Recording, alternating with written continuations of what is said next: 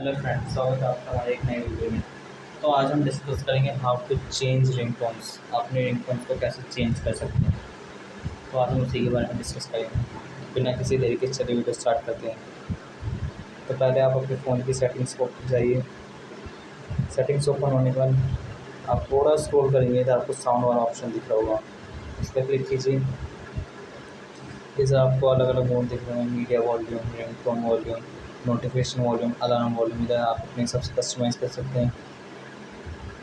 थोड़ा सा नीचे जाएंगे, फ़ोन रिंगटोन, इससे आप अपने फ़ोन रिंगटोन्स को चेंज कर सकते हैं।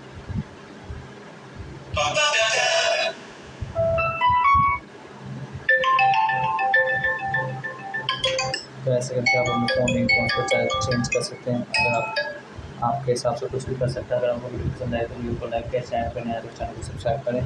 धन्यवाद। मिलता है वीडियो के साथ।